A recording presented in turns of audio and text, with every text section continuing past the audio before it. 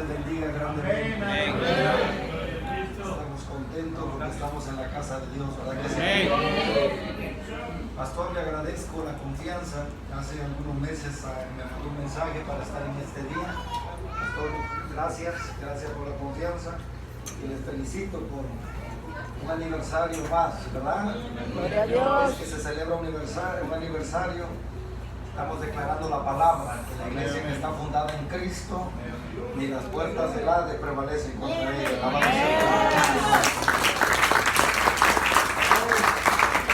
Voy a dar una serie muy linda, de cuando Él dio estas palabras: sobre esta roca edificaré mi iglesia. He predicado ya 3 mensajes y el Señor me sigue dando todavía de esa. Gloria a Dios. Pero en esta noche estaba orándole al Señor durante la semana y en la tarde pidiéndole a Dios que me dirigiera, que es lo que vamos a hablar. Y vaya conmigo al Evangelio según San Lucas, por favor. Evangelio según San Lucas. Amén. Capítulo 14.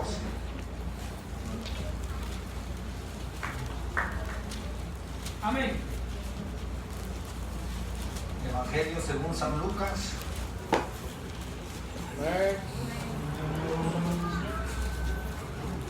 Amén.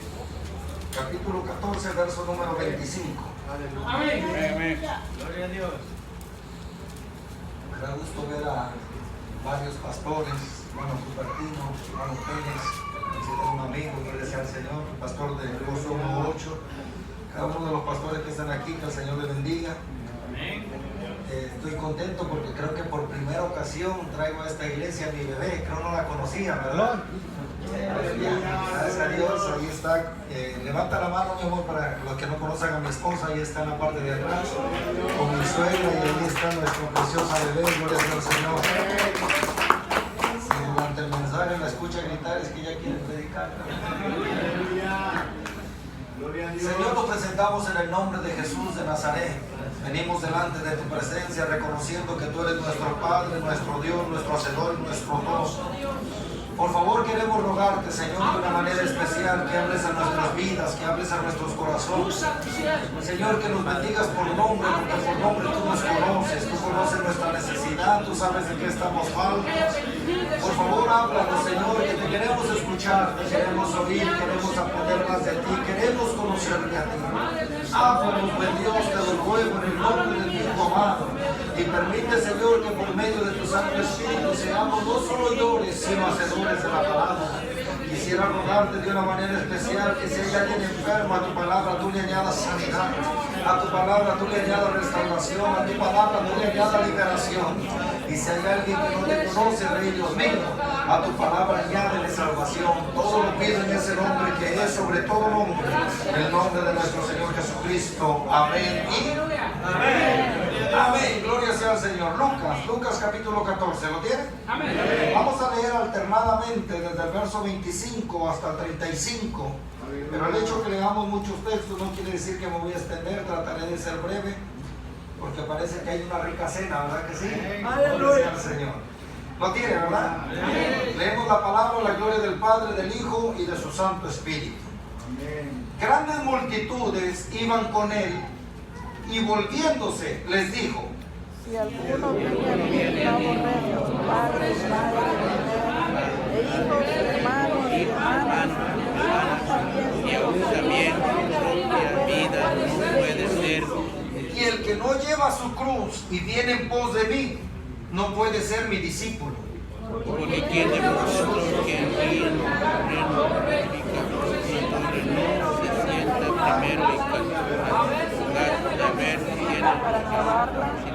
y no sea que después que haya puesto el cimiento y no pueda acabarla, todos los que lo vean comiencen a hacer burla de él, diciendo,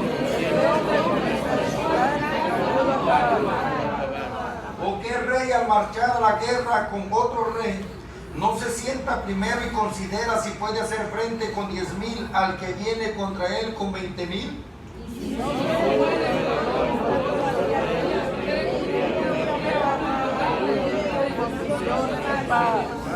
Así pues pues cualquiera de vosotros que no renuncia a todo lo que posee, no puede ser mi discípulo. Bueno, las carne y con qué se sazonará. Todos juntos.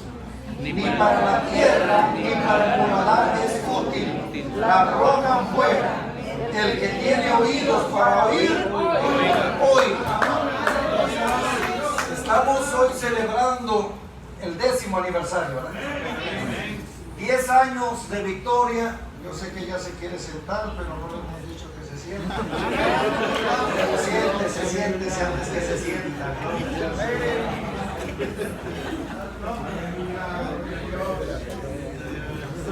Bendito sea el nombre del Señor. Estamos celebrando 10 años de aniversario de esta bella congregación. Y los textos que leímos, amados hermanos, nos hablan de compromiso. La vida del cristiano tiene que ser una vida constante, una vida genuina y a la vez una vida de compromiso. Sí, es amén. El Señor dice en la Biblia que aprovecha el momento en que dice que grandes multitudes iban con Él y volviéndose. Otra versión dice de repente. Otra versión dice de rápido se voltea y les habla claro. Y les dice, si alguno quiere venir en pos de mí y no aborrece a su padre y madre y mujer e hijos y hermanos y hermanas, aún también su propia vida, no puede ser mi discípulo. Aleluya. Estas palabras que Jesús utiliza en verdad son demasiado peligrosas. ¿Por qué? Porque por lo regular alrededor de él había escribas, había fariseos, había saduceos, había herodianos, había ancianos que toda la vida habían enseñado un principio que estaba escrito en la ley y que de hecho todavía nosotros lo manejamos. Y es más, el apóstol Pablo hace énfasis y dice, el primer mandamiento con promesa, ¿cuál es? Ama a tu padre. Honra a tu padre y a tu madre, ¿cierto o no? Y de repente viene Jesús, que ya en el capítulo primero, más bien en el verso primero de este capítulo, la Biblia dice que hay un hombre que está enfermo. Y entonces Jesús les hace una pregunta: ¿estará bien sanarlo en día de reposo, sí o no?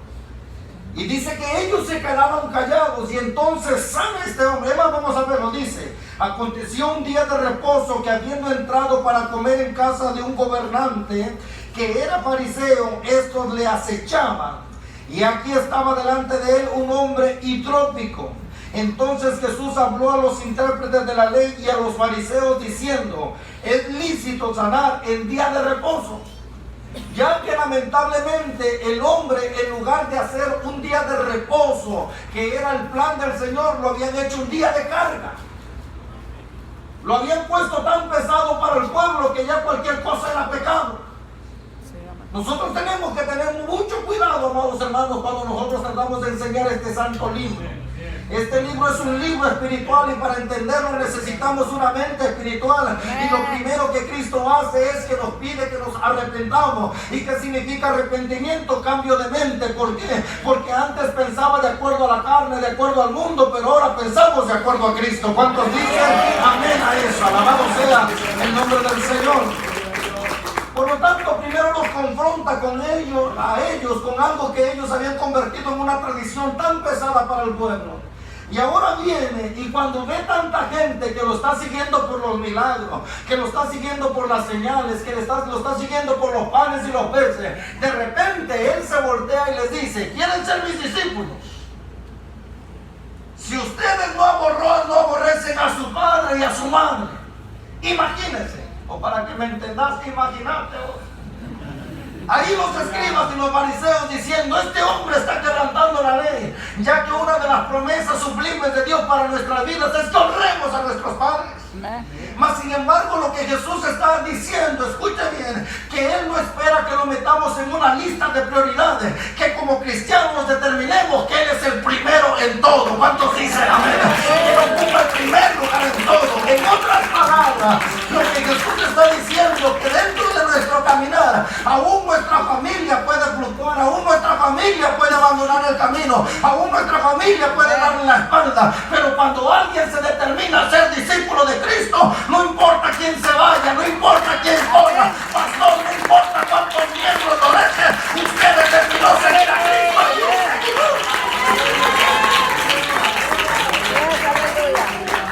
No sé si me explico. Lo que el Señor Jesús está diciendo, que si en verdad queremos ser discípulos de Él tiene que ser nuestra prioridad en todo. Y entonces habla del compromiso de la familia. ¿Ya? ¿Por qué? Porque acuérdense que en los tiempos de Israel la familia era lo más importante. Tanto así que el hijo se tenía que portar bien para que heredara algo. La mujer tenía que ser fiel. ¿Para qué? Para que fuera una mujer que tuviera honra. De igual manera los padres, si querían que sus hijos fueran bendecidos, tenían que enseñar el principio de la honra, de honrarlos a ellos. Y entonces dice la Biblia, escuche bien, que cuando el núcleo familiar es el más importante, viene Jesús a hablarles. Gloria a Dios. Yo soy más importante que la familia. ¿Cuántos dicen amén? Claro que sí. Yo soy más importante que los padres. ¿Cuántos dicen amén? Entonces viene Jesús y les dice, empecemos con un principio. Vamos a poner las prioridades. ¿Quieren ser mis discípulos?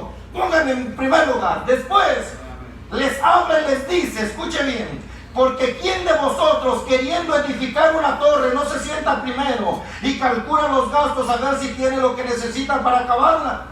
No sea que después que haya puesto el cimiento y no pueda acabarla, todos los que lo vean comiencen a hacer burla de él, diciendo, este hombre comenzó a edificar, ¿y qué dice? Y no pudo acabarla. Jesús primero habla de la prioridad, yo estoy encima de todas las cosas, y después habla de la determinación, que cuando yo decido servir a Cristo es porque automáticamente yo he analizado el proceso y no importa la circunstancia que venga a mi vida, he determinado servir a Cristo. Lo que comencé no lo voy a dejar a media, lo que comencé no lo voy a dejar interminado, al contrario, seguiré a Cristo sobre todas las cosas. ¡Aleluya! Después viene y les habla del rey que va a la guerra. ¿Por qué? Porque dice, tienes que poner tu prioridad, tienes que poner tu determinación, pero tienes que entender que este camino no va a ser fácil. Amén. Es un camino de guerra. Amén. Lo que a mí me llama la atención de los cristianos es que siempre hablan que la vida del cristiano es difícil, pero si la vida del mundo es peor. ¿Sí o no? Sí. Amén, aleluya. O como dicen en mi rancho, es peor. Gloria a Dios. La gente no tiene paz en el mundo. ¿Cierto o no? Amén. La gente no tiene confianza en el mundo. Gloria a Dios. Estamos viviendo, amados hermanos, momentos tan terribles que ahora los padres se preocupan cuando antes los lugares más seguros eran las escuelas y ahora resulta que son uno de los más peligrosos. ¿Cierto o no? Aleluya. En el mundo no hay paz. Así es, amén. Entonces, yo escucho muchos cristianos hablar y algunos hasta se quejan. Que el Señor tenga misericordia de ellos. Gloria a Dios, aleluya. Una vez mi madre, que ella era muy clara para hablar, una hermana le dijo, ay hermana, cuando yo vine a Cristo, yo estaba tan delgada y mire ahora. Y mi madre le dice, me va a decir que Cristo le puso esa panzota. Y es que ya que venimos a Cristo queremos culpar a Cristo de todo lo que nos pasa. Cuando en realidad lo único que Cristo nos ha hecho bien, ¿cierto o no? Y ahora los problemas, aflicciones, enfermedades que pasamos y vivimos, sabemos que no estamos solos, Él está con nosotros. Por lo tanto dice, ponme en primer lugar, determínate a seguir, y en medio de cualquier guerra y de cualquier lucha, analiza que no vas a estar solo. Amén. ¿Por qué quise hacer esta introducción con él? Porque cada parábola de esta o enseñanza de esta se pudiera sacar un tema muy amplio. Pero ¿por qué quise hablarle de esto primero? Porque quiero acabar en el verso 34 que dice, buena es la sal. Diga conmigo, buena es la sal. Dice, buena es la sal, mas si la sal se hiciere insípida, ¿con qué se sazonará? Ni para la tierra ni para el muladar es útil. La arrojan fuera. El que tiene oídos para oír, oiga. Usted puede ser un platillo excelente, escuche bien, Pero si no le echa la sal suficiente, no tiene sabor. ¿Cierto o no? Amén. Usted puede hacer un platillo excelente, pero si le echa sal de más, También, amén. también la regó, ¿cierto o no? Lo que Jesús está hablando aquí claramente, escuche bien. Es más, cuando el apóstol Pablo le escribe a Timoteo, le dice que la palabra tiene que ir sazonada, ¿cierto o no? Amén. Yo últimamente en estos tiempos, ahora donde llego a predicar tengo que preguntar, porque ya la gente ya no tiene hambre de la palabra. Pueden extenderse en el culto lo que quieran, pero la palabra tienen 20 minutos, media hora, y si te pasas te ponen música para que te calles. Y yo me pregunto y digo, ¿cómo es que nosotros esperamos un gran avivamiento si no dejamos que la palabra nos transforme, la palabra nos lave, la palabra nos renueve, ¿cierto o no? Entonces uno como predicador invitado, uno se sujeta al tiempo que le den, pero cuando uno sale de ahí, uno sale con el corazón partido y dice uno, Señor, si en verdad, por eso Jeremías era el problema y decía, ¿a quién le voy a hablar si no aman tu palabra? Les cosa vergonzosa, ¿cierto o no? Por lo tanto, aquí el Señor Jesús dice, escuche bien, buena es la sal, pero nosotros podemos hacerla mal. Amén. Si le echamos de menos o le echamos de más, ¿cierto o no? Amén. Por lo tanto, el Señor Jesús dice, buena es la sal, mas si la sal se hiciera insípida, ¿con qué se sazonará? Ni para la tierra ni para el muladar es útil, la arrojan fuera. El que tiene oídos para oír, oiga. Aleluya. Quiero hablarles, porque el Señor Jesús dijo en el Evangelio según San Mateo capítulo 5, que nosotros somos la sal del mundo, ¿cierto? Y una de las cosas que la sal hace es que produce sed. Nosotros deberíamos producir sed en la gente. Una de las cosas que la sal hace es que conserva. Una de las cosas que la sal hace es que mantiene íntegro para lo que se utiliza. Es más, deberíamos nosotros representar la iglesia de los últimos tiempos, que es la iglesia Filadelfia. Y vea lo que dice la palabra del Señor en el capítulo 3, en el verso número 8, dice: yo conozco tus obras, he aquí he puesto delante de ti una puerta abierta, la cual nadie puede cerrar, porque aunque tienes poca fuerza, has guardado mi palabra y no has negado mi nombre. En otras palabras, has conservado como la sal lo que yo te puse. Lo has guardado, y la otra es, no te has hecho insípido. Y esto es lo que nosotros deberíamos de hacer en estos últimos tiempos. Ahora, ¿por qué el Señor Jesús nos compara a la sal? ¿Por qué ese elemento que pudiera ser algo insignificante? Pero en realidad cuando Jesús estaba hablando, y es más, en el tiempo del Antiguo Testamento, la sal era tan importante, escuche bien, que un día dice la Biblia que un hombre llamado Jacob está cocinando un plato de lentejas, ¿cierto o no? Y cuando su hermano viene cansado, ¿alguien sabe cómo se llamaba el hermano de Jacob? Esaú. Dice que viene cansado, y al oler la comida, dice la Biblia que le pide un poco del potaje, un poco de la comida. Y entonces Jacob le dice: yo te voy a dar de comer si tú te comprometes conmigo que me darás tu primogenitura. Y la Biblia dice que él tuvo en poco la primogenitura y dijo: ¿para qué me va a servir si de todo modo me voy a morir? Lo que yo quiero ahora es comer, dame de comer. Y entonces dice la Biblia que comió, y todo lo vemos nosotros como que Esaú perdió la primogenitura por una comida, y pareciera ser que una comida es significante, pero en los tiempos de Israel la sal se ocupaba para hacer pactos. Aleluya. La sal se ocupaba para hacer compromisos. Por lo tanto, escuche bien, cuando se comía un alimento con sal para hacer un compromiso, era un compromiso que se tenía que llevar al pie de la letra delante de Dios. Es más, vayamos a la Biblia, Levítico capítulo 2, vaya conmigo por favor. Levítico capítulo 2. Gracias.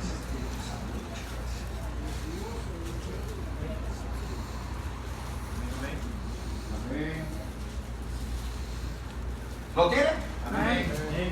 Levítico capítulo 2, verso 13. ¿Qué dice? Honrarás con sal toda ofrenda que presentes la sal del pacto de tu Dios. La sal del pacto de tu Dios. Ajá. En toda ofrenda tuya ofrecerás sal. ¿Se da cuenta que la sal Dios la ocupaba para hacer un pacto? Es más, vamos a otra cita bíblica. Ezequiel capítulo 43. Vaya conmigo. Ezequiel capítulo 43.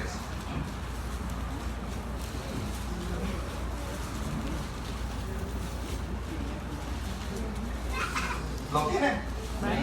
Ezequiel capítulo 43, verso número 24, dice: y los ofrecerás delante de Jehová, y los sacerdotes echarán sal sobre ellos, y los ofrecerán en holocausto. ¿A quién? A Jehová. No solamente eso. Vaya conmigo, segundo libro de Crónicas, capítulo 13. Segundo libro de Crónicas, capítulo 13. ¿Lo tiene? Verso número 5. Léalo usted, ¿qué dice? ¿No sabéis vosotros que Jehová, Dios de Israel, dio el reino a David sobre Israel para siempre, y a él y a sus hijos bajo el pacto de sal? ¿Bajo qué? Pacto de sal. ¿Por qué la Biblia dice bajo pacto de sal? David, de acuerdo a la palabra del Señor, dice que era un pastor de ovejas, ¿verdad que sí? Y mientras él cuidaba el rebaño, dice la Biblia, y es más, David fue conocido como el dulce cantor de Israel.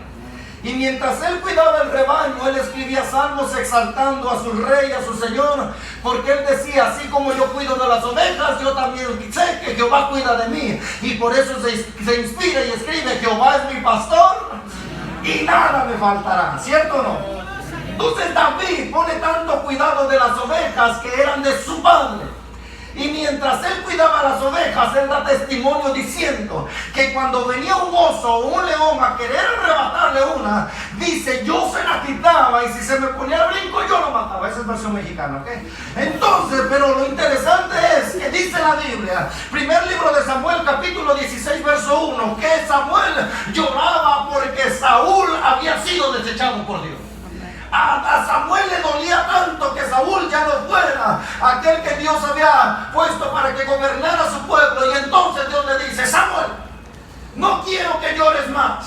Quiero que vayas a casa de Isaí, porque yo me he provisto de rey. He encontrado alguno conforme a mi corazón. Y cuando Samuel llega a la casa de Isaí, la Biblia dice que todos los ancianos de esa ciudad salieron a preguntarle: ¿tú visitas en paz? Porque sabían que a Samuel Dios lo usaba de una manera, al punto que la Biblia dice que ninguna palabra de él cayó al piso. Amén. Y así deberíamos ser los ministros de estos tiempos. ¿Cuántos dicen amén a eso? Que tenemos el compromiso que cuando hablamos no hablamos por emoción, sino que hablamos porque así dice el Señor. Alabado sea Cristo. Aleluya. Entonces salen y le preguntan: ¿tú visitas en paz? Y él les dice: ustedes tranquilos y yo nervioso. Y entonces le dice a Saí: llama a tus hijos. Y dice que cuando ve al primogénito alto, fuerte, de buen parecer, dice: wow, no cabe duda que Jehová no se equivoca. Y el Señor le dice: eso es verdad, yo no me equivoco, tú sí.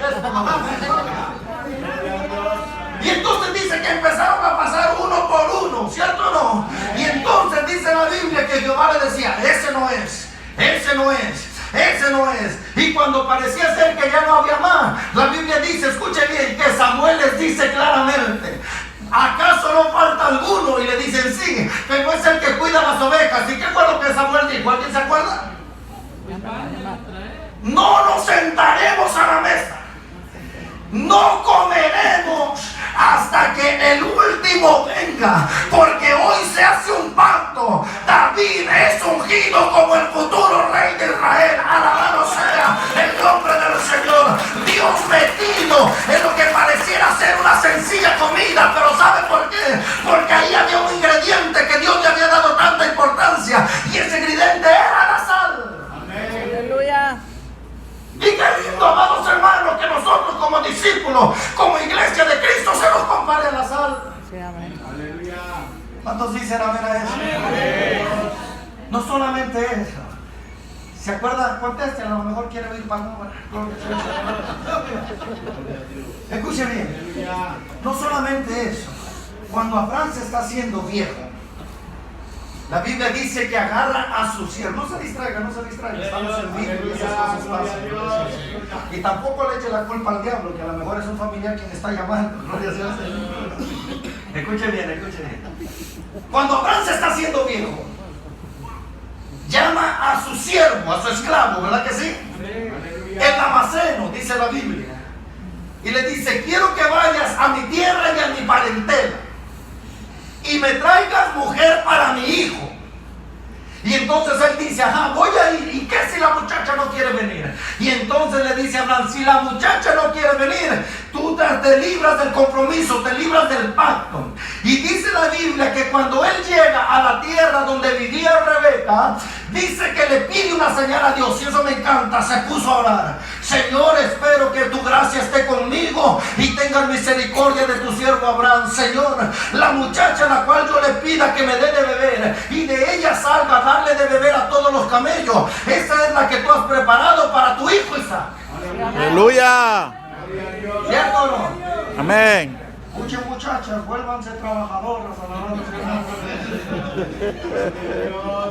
Y dice la Biblia, escuchen bien, que cuando Rebeca llega a sacar agua, el Damaseno le dice, ¿me pudieran regalar agua para beber? Y ella le dice, claro, y le da agua y le dice, bueno, en lo que disfrutas tu agua, yo le voy a dar de beber a tus camellos. Y entonces él se queda sorprendido y la Biblia dice que alabó a Dios por su buena bondad.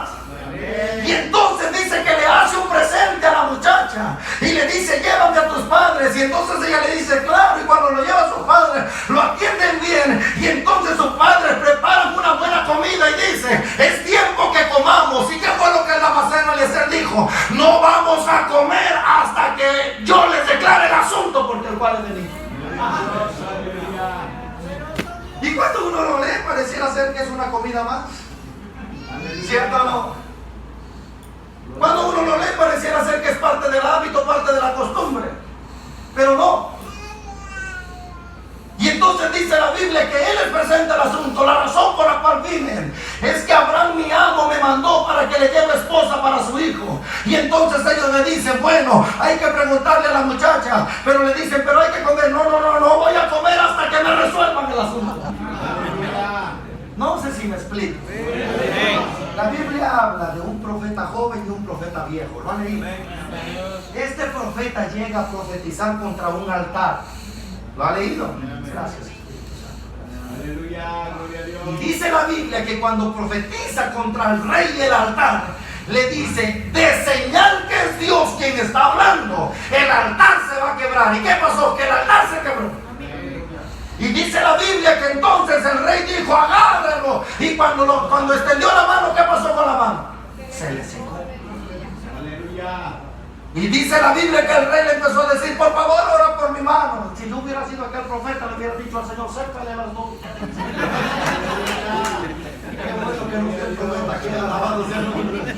Y dice la Biblia que llega y ora por el rey. Y entonces el Señor le sana otra vez la mano. Cuando el muchacho profeta empieza a ir al camino que Dios le había dicho, dice que uno de los hijos de Israel fue con su padre y le platicó todo lo que había pasado. Y resulta que ese anciano era también profeta. Y le dice, ¿cuál fue el camino que agarró? Y cuando le dijo, dice que lo fue siguiendo. Y el profeta joven, cansado del camino, estaba sentado, dice la Biblia. Y entonces llegó el profeta y le dijo, ¿tú eres el que profetizaste? Y el muchacho dijo, sí. Pues hoy Dios me ha hablado que vayas a mi casa y comas pan. Y él dijo, no, Dios me prohibió. Aleluya. ¿Cierto o no? Sí. Dios me prohibió que comiera yo pan, me tengo que ir. Y él dijo, no, pero a mí vino Jehová. Mi pregunta sería, ¿será que Dios tiene dos palabras? No. Cuando Dios te diga es así, es así. Cuando Dios te diga lo de este modo, aunque te venga gente muy espiritual y te halle la lógica y contradiga lo que Dios está diciendo y tu mente empiece a razonar humanamente y no espiritualmente, tú di, yo le voy a creer a lo que Dios ha dicho, no lo que dice el razonamiento, no lo que piensa el hombre, no lo que dice la lógica. Yo le creeré a Dios